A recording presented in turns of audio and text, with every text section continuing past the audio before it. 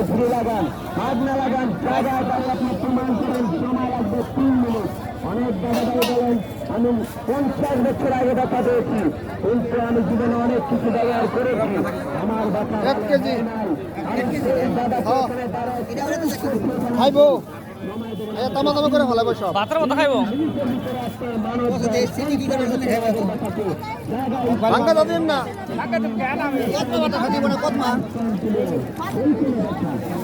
বুড়া হাতি বাইসা বাইসা দেন, হাতি দেন, হাতির দাম বেশি।